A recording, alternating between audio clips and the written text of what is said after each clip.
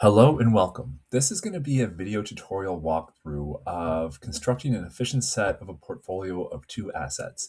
I'm going to be doing this end-to-end from downloading raw data for both for two securities, and I've chosen Canadian Tire and Loblaw. I'll download their historical data and we'll calculate variance, covariance, correlation, and see how these impact constructing a portfolio of these two securities in defining the efficient set between them. So I'm going to do this end to end. So if you're not wanting to watch me actually download the actual data, just skip forward. But I'm going to go to Canadian Tire and download their historical prices and do the same thing for Loblaw. So I'm just in Yahoo Finance on the right-hand side of my screen. I'm going to get some historical data. So click on that tab up here.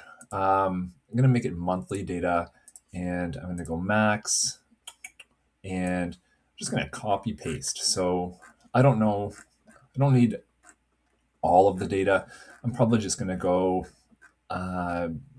historically, I guess. We'll see until about the year 2000. Yeah, that sounds good. I'll capture that 1999 value as well. So just Control C and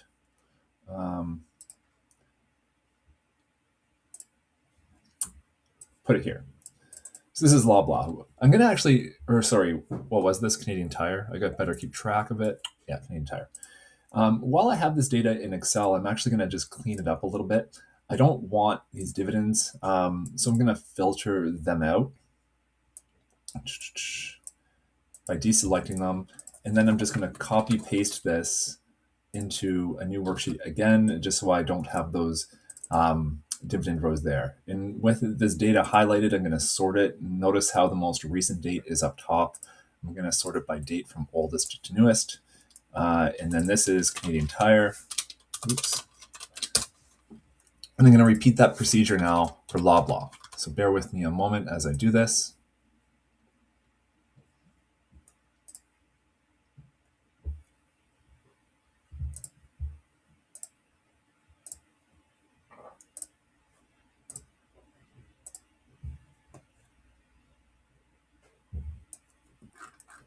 I'm going down to December 1999 or so.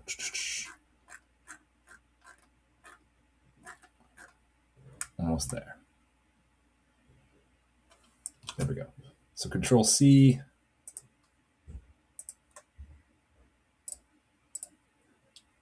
Paste it in.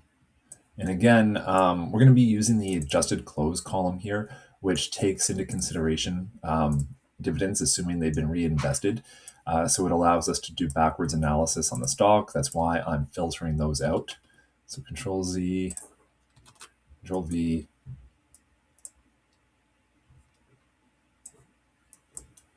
And I'm going to sort the data from oldest to newest. So this one's Loblaw. So now I have the data. I'm going to, don't want to close it. I'm going to just maximize my screen for Excel and delete the worksheets I don't need, the ones with the dividends in them. All right, now to do this, I'm going to be starting by calculating the monthly return for each stock. So here, I'm going to take their newest value, subtract their oldest value, so the amount of change divided by a base amount. So it looks like in January of 2000, it decreased by 20%. So just zippity-doo-dah that vertically down, and I'm going to just copy-paste my formula for Loblaw. Just double-check that the references are correct, and they are, and zippity-doo-dah that down as well. So now what I'm going to do is just compare this in my summary worksheet. In here, everything we need to do is going to be a built-in function for every formula we need except for one. So I put the formula we need for that one. But I want to basically compare the monthly returns side by side. So I'm just going to copy paste these dates here. I don't need the December 1st, 1999 date. Our first data point is going to be January 1st, 2000, because I'm going to be looking at the monthly returns. And you'll notice that because I calculated the month-over-month return, the first observation we have is this January 1st, 2000 for both Canadian Tire and for Loblaw. And then I'm going to use just a lookup function to pull in those monthly returns, either XLOOKUP or VLOOKUP, whichever your preference is. So I'm looking for Loblaw here. So I'm going to look in this column and return this value. And that's all I need. The other arguments are optional. But I am going to validate that everything here is working. Actually, I will do one more argument, just exact match, just to be sure. Now I want Canadian Tire.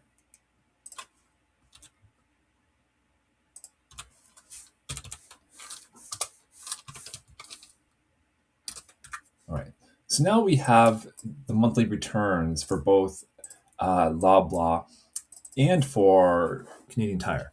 And what I'm going to do now is just calculate some risk statistics on these. The first one is going to be variance. So we're going to do this for both Loblaw and for Canadian Tire. And I said everything that we need basically is a built-in function in Excel, all except for this one variance of a portfolio of two assets.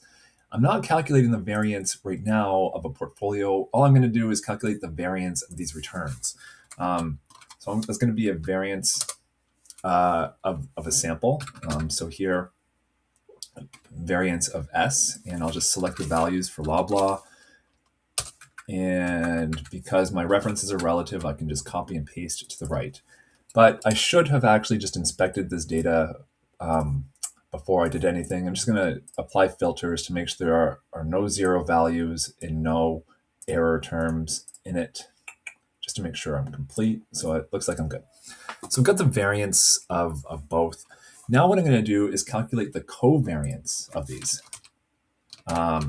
LCTC. So again, that's going to be a built-in function in Excel, so covariance, and I'm just going to select both of these arrays. Okay, so now I have my covariance, and I'll calculate the correlation as well. Again, another built-in function in Excel.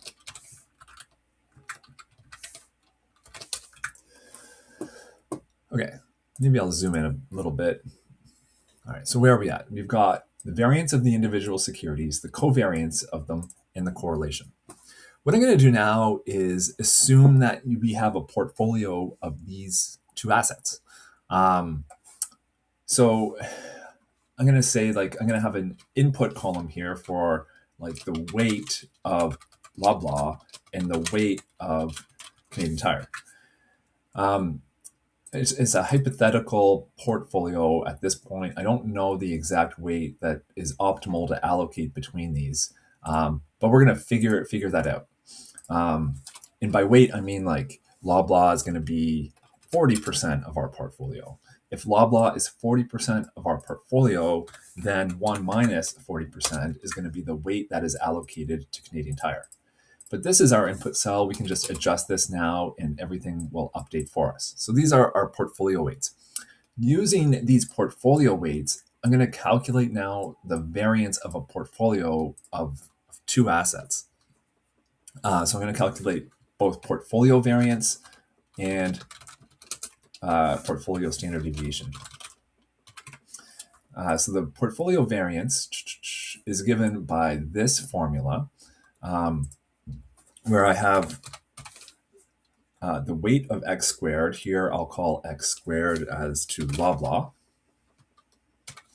multiplied by the variance of Loblaw,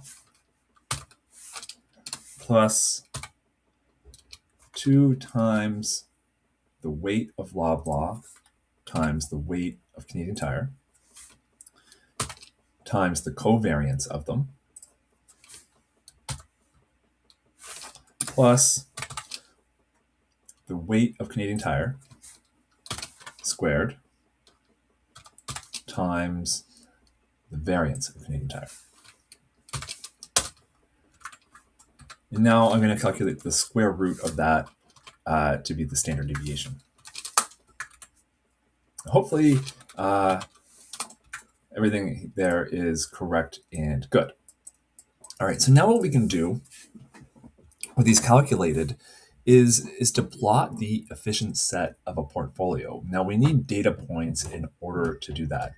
So what I'm going to do here is just have like the weight of Loblaw. Maybe I'll put this a little bit higher.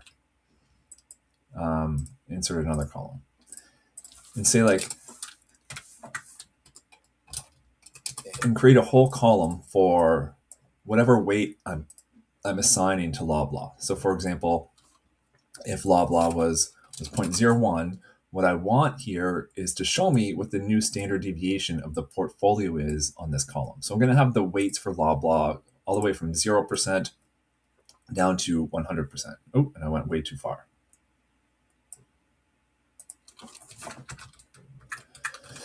Now, obviously, so here I have my weight and my standard deviation, and I don't want to do this 100 times and just write it down.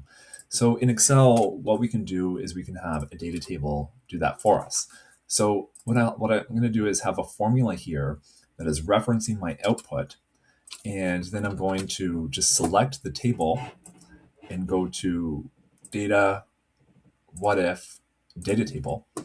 And my input into the standard deviation calculation, which is my output, which are the values I want populated in column L, is the weight. So I'm going to say G9. So now, I mean, we can visually see what the minimum variance portfolio is going to be. The minimum variance portfolio, one that reduces overall risk, is going to be the minimum value of this, which is whenever it's equal to 0.0587. And we can use a lookup function in order to determine the weight that we would allocate to Loblaw for that to be true. So at 63%, here is the minimum variance portfolio. But now what I want to do is take this a little bit one step further. What I'm going to do now is calculate the portfolio's expected return. Now, to do that, we need to calculate the average or expected return of each individual security. And I'm going to be using just the historical monthly average return for that. In using this information now, I can calculate like what the return basically would have been under different weights according to these average expected returns. So here, this is going to be a column that's the portfolio or expected return of the portfolio. And my calculation is going to be equal to the expected return of Loblaw multiplied by the weight of the portfolio assigned to Loblaw plus the expected return of Canadian Tire multiplied by 1 minus the weight allocated to Loblaw.